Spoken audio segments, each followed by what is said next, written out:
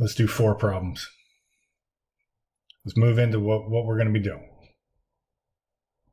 We're going to solve for all angles in between 0 and 2 pi, not including 2 pi. Trying to write it in that interval notation so I can use both x's or thetas or t's or whatever the frick I want to. That's why I'm not writing it in as 0. I'm not doing one of these things, huh? Because, man, we're going to be using all kinds of stuff. We can talk about the angle as x. We can talk about the angle as theta. We can talk about it. There's all kinds of stuff. We just need to get used to being able to see it and just not tripping about it. So I'm going to purposely just kind of go back and forth. You've been noticing that with your identities as well, I imagine. Just getting used to seeing the picture. It's like learning a whole new language right now, dude. So we're going through, we're paying our dues. It's tough. It's a struggle. We come out the other end and then, you can read it. So when you do calculus, it's not that big of a deal. You do physics, it's not that big of a deal. All right. Let's go solve. First one. So the game is get everything the frick away from the word of the trig function. So -1, -1. So we're going to end up with sine of theta is equal to a half minus 1. Right? Minus 2 over 2. Huh? Negative a half. Let's go. So sine of theta is equal to negative a half. So now we go to that little game where it's like, hey, dude, come up with a reference angle. Find the reference angle. So you're like, sine of theta equals positive a half. Isn't that at pi over 6? So I like to just kind of first, boom, get that reference angle. Just look at it and be like, screw it. I don't care about the sign of the damn thing. I don't care about the sign of the damn thing because we're going to do something like this. All right, well, where's sine negative? Well, sine goes with y value. So sine is positive up here, it's negative down here, and it's negative down here. Right? Sine is negative in the 3rd and the 4th quadrant. So what that's telling us is our answer has a reference angle of pi over 6 in the 3rd quadrant. It also has a reference angle of pi over 6 in the 4th quadrant. So what are those frickin' angles? And this is where your memorization, knowing I'm playing around with these frickin' games over and over, you just state your answer. You're like, oh, you mean 7 pi over 6 and 11 pi over 6? Because those are the 2 angles that have a reference angle of pi over 6 in the 3rd and the 4th quadrant. That's the game. There's not even much to show. If you were to hit that thing with an inverse, say right here, you go through and hit that with an inverse, your answer would be negative pi over 6, and it wouldn't actually be in there. So your calculator, it could be helpful. It'll help you get the reference angle, but you have to do the frickin' work to solve it. Get good with this game. All right, to the next. I'm going to start speeding up now. All right, game. Get everything the frick away from the word. All right, getting all the numbers away from the word. Now we're going to divide by 4. Right? Get all that stuff. We're getting it all away from the word, and then I'll pause and I'll start to slow down. Bang. Sine squared of x is equal to 3 over 4. Now we're going to hit this with a square root on both sides. But when you hit something with a square root, we must remember the plus or the minus. So we're going to find out that sine of x is equal to plus or minus, the square root of 3 is the square root of 3, and the square root of 4 is equal to 2. So we're saying sine of x is equal to plus or minus the square root of 3 over 2. What that's saying is we don't give a shit about the quadrants. It's all the quadrants.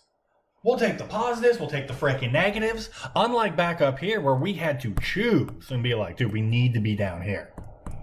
Now we're like, shit, we'll be here, here, here. We don't care. Just give me the frickin' reference angle and I'll just give you all 4 of the angles. So we look at it and we're like, dude, reference angle is sine of what equals the square root of 3 over 2? That's pi over 3. That's pi over 3. There's our reference angle. And now we're like, dude, we'll take all of them. We'll take pi over 3, not to scale, by the way. 2 pi over 3, we'll take 4 pi over 3, and we'll take 5 pi over 3. Those are those 4 frickin' angles. Those 4 angles. Such that when you plug it into sine, when you plug any one of these angles into sine, you're going to get the answer either positive root 3 over 2 or negative root 3 over 2. Appreciate it while you can. You can check your answers. You're allowed to use a calculator. Take your freaking answers and maybe plug it back in. You know what I mean? Like, hey, it's right there. Or maybe just right here. Just double check your freaking answers correct. Or just write shit down and just turn it in. Whatever. Ah! I like to rant. Makes me feel better. Sorry about that. So, root 3 times cotangent of theta plus 1 is equal to 0. I'm just flying through this one.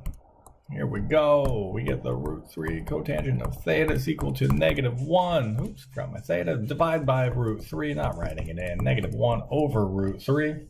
We go to get a reference angle. Careful with cotangent. A lot of us made that mistake on our test. Confusing tangent and cotangent. It can happen. It can happen. So this is the same spot that tangent of theta would equal -√3. So that means our reference angle must be pi over 3. Now we got to think, where is cotangent negative? But don't think tangent. Don't think cotangent. Think tangent.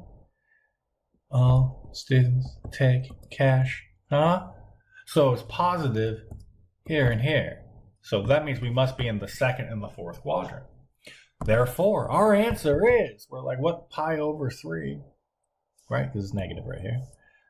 What multiple of pi over 3 is in the second quadrant? 2 pi over 3.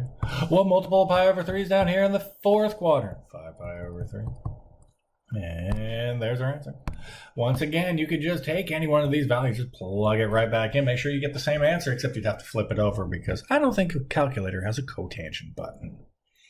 All right, last but not least, this is a good one. This has a little bit of factoring. We're starting to move more into what you're going to be doing, where things will get quote unquote tricky. If your algebra is on point, this won't be too big of a deal. But yeah, so these last few problems, these are like last steps. This would be like the last couple steps. So look at this. That's a last step. That's a last step. That's a last step. Typically, we're going to have algebra before we even get to this. So you got to be a badass with 1 through 3, like just on lock, to where you don't write anything down. You just start answering them. Think about it in your head. You don't need a calculator. That's when you know you're ready to go. Here we are. We got 2 times something minus something. Cool. And it's equal to 0. We like equal to 0. Equal to 0 is dope. That's how we factor. So maybe I'm just going to jump aside. Just be like, maybe think of it like this. Where I'm calling sine of x, y, and I'm calling cosine of x. I'm going, shh, don't tell anybody I'm not allowed to do that because there's an x on the cosine. But I'm just trying to make a point. How would we factor? Be like that. We take the picture that matches out. So that's what we're going to do. We're going to take that sine of x. We're going to rip that out to the front. And we're going to be left with 2 cosines of x. And when we do, it's like we divide it out, right?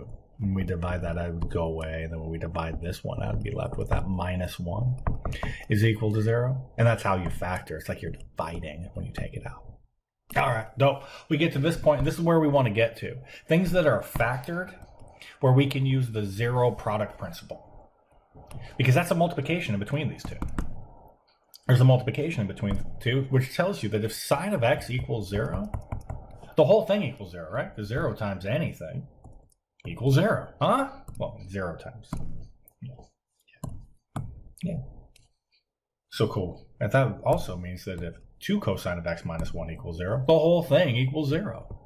So 2 cosine of x minus 1 said equal to 0. And then do you see, look, we have 2 problems we need to solve. We got the one on the left, and this is just going to run through. Sine of 0 equals 0. And sine of pi equals 0. And that's the work you show, you know? Because I know my unit circle. I know where things are. This one, we need to do that little bit of algebra, get everything moved away. We've done this problem before. You'll see some repeats too. You do a lot of these problems, nothing's going to shock you. So this one's going to be pi over 3. And then we're also going to have so cosine's also positive in the fourth quadrant. Therefore, it must be 5 pi over 3 that goes along with it. Dude, look at that. We got 4 answers out of that sucker. 4 of them. That's the game we frickin' play. So, get good at it. Get good at it, because this game's about to blow up. All right, see you.